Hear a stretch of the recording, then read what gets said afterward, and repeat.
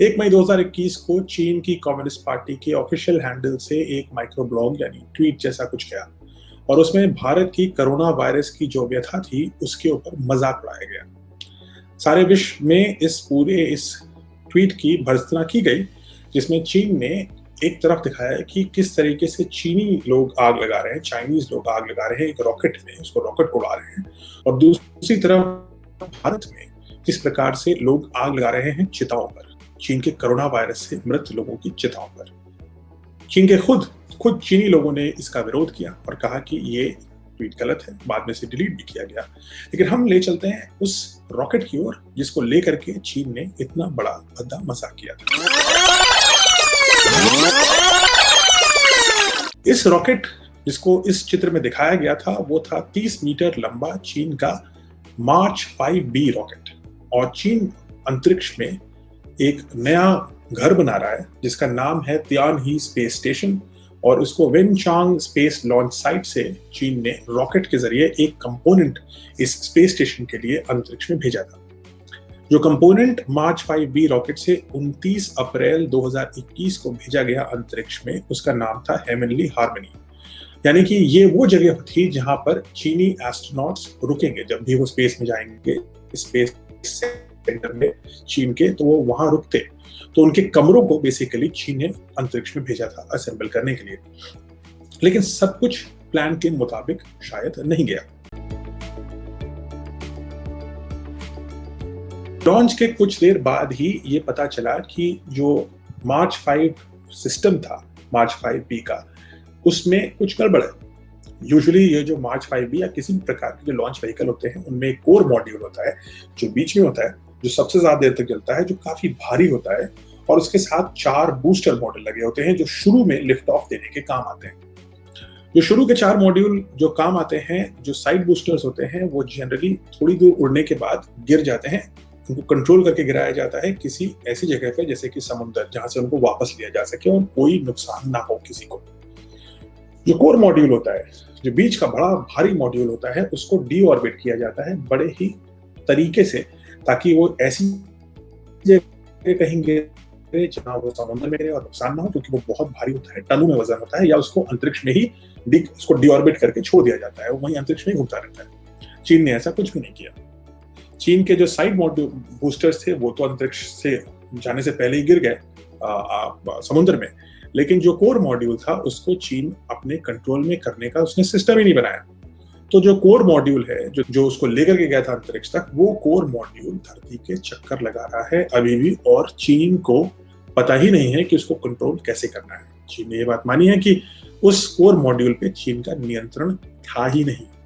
तो इतना रेकलेस तरीके से चीन अंतरिक्ष में जा रहा है कि किसी की जान खतरे में आ सकती है। वो जो कोर मॉड्यूल है वो किसी सैटेलाइट से भी टकरा सकता है, और वो कोर मॉड्यूल अंततः धरती पर गिरेगा।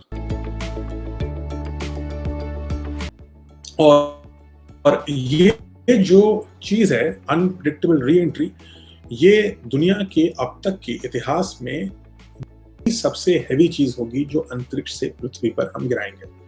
इससे पहले 1991 में सोवियत यूनियन का सैल्यूट 7 अनकंट्रोल तरीके से धरती पर गिरा था। 1991 की टेक्नोलॉजी कहीं और थी।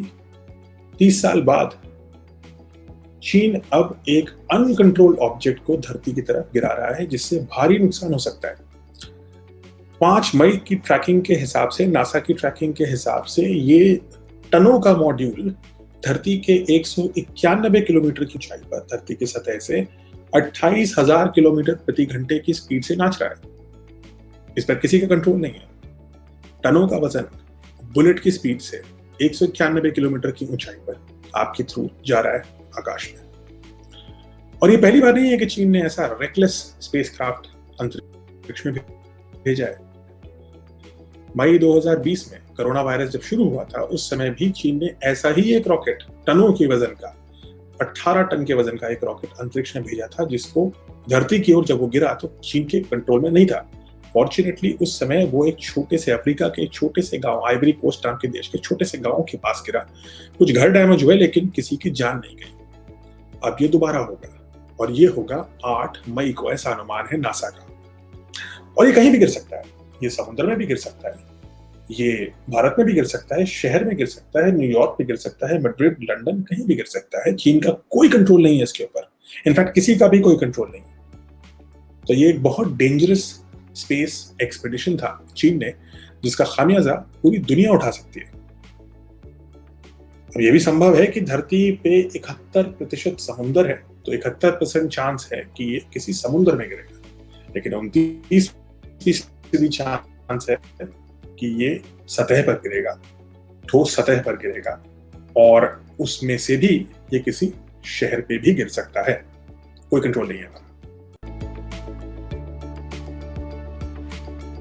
इस चीन के रॉकेट सिस्टम के ऊपर बहुत सारी कॉन्स्पिरेसी थ्योरीज भी आ गई हैं।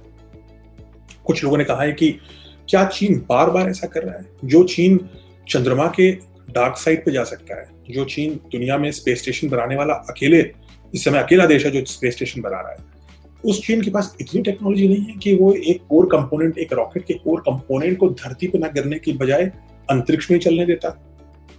क्या ये संभव है कि चीन जानबूझकर ऐसा कर रहा है? तो कई लोगों ने इसके ऊपर काफी स्पेकुलेशंस उठाई हैं, और लोगों ने बोला है कि उस कोर कंपोनेंट जो धरती पे गिरने वाला है टनों वजन का, उसके अंदर क्या है, ये बात चीन को ही पता है। तो क्या इसके पीछे सिर्फ एक मिसफायर्ड रॉकेट है, या एक सिनिस्टरल प्लान है? कोई ऐसा प्लान है जो चीन एग्जीक्यूट कर रहा है? दुनिया कोरोना वायरस के बीच से चल रहा है, दुनिया में एक डर का माहौल है, और इसलिए इस तरह के चीनी रॉकेट जो कहीं भी गिर जाएंगे, जो किसी को नहीं पता उसके अंदर क्या है, एक तरह का फियर का माहौल फैलाते हैं।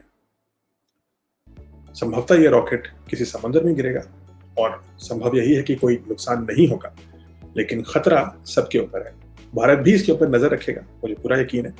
लेकिन 8 मई या उसके आसपास आपको ये समाचार मिलेगा कि चीन का कोई रॉकेट धरती में री एंटर करा। ऑफ कोर्स जब वो करता है तो पूरा कंपोनेंट नहीं गिरेगा, उसके टुकड़े हो जाएंगे, लेकिन वो जलते हुए टुकड़े ज्यादा तो जल के खत्म हो जाएंगे, लेकिन कुछ ऐसे टुकड़े हैं जो धरती पर गिर सकते हैं।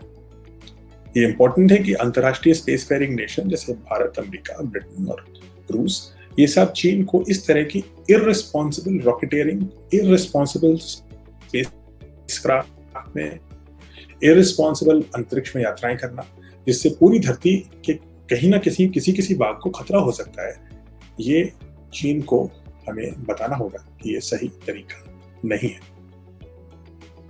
हमें आशा करते हैं कि ये जो 8 तारीख को रॉकेट गिरेगा वो किसी समुद्र में गिरेगा और किसी को कोई नुकसान नहीं पहुंचाएगा, लेकिन चीन की ये हरकत इररिस्पॉन्सिबल है।